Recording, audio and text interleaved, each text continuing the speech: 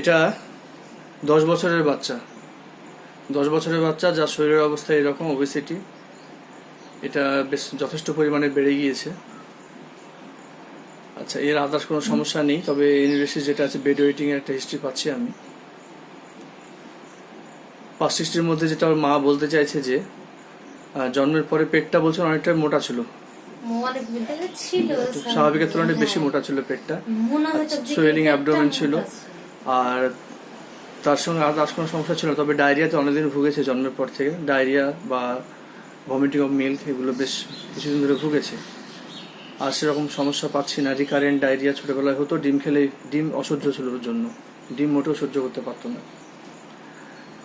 আচ্ছা, ম্যাটার্নাল সাইডে ফ্যামিলিস্টে যেটা পাচ্ছি আমি, ম্যাটার্নাল সাইডে একটু দেখতে পাচ্ছি টিউবারকুলোসিস আর অ্যাস্তমা, যেটা একটু দুঃসম্পর্কে গ্র্যান্ডফাদারের ম্যাটার্নাল সাইডে দেখতে পাচ্ছি আমি। আর অ্যাপেটাইট টু মাচ হাংরি, খিদে মোটেও সহ্য করতে পারে না, খাওয়ার পরেও খিদে ওর লেগেই আছে। Thirst copious, tongue moist, stool regular, urine normal, sleep sound sleep আছে। Desire for meat, fish, egg তিনটেই খেতে চাই, তবে ডিমটা বেশি পরিমাণে পছন্দ করে তুলনামূলকভাবে। আর তার সঙ্গে অনিয়নের একটা ডিজায়ার আছে। থার্মাল রিয়াকশন হচ্ছে চিলি, হট, দূর কোনোটাতে বেশি কষ্ট পায় না, তবে পার্সপেশন কপিয়াস পার্সপেশন আছে। এই মেনটা। শারীরিক দিক থেকে ইন্ডাস্ট্রিয়াস আছে, তবে ইন্ডোলেন্টও বটে, কখনো কখনো বেশ কুড়েমি করে। আর তার সঙ্গে একটা ফেয়ার অফ ডার্কনেস এগুলো পাওয়া যাচ্ছে।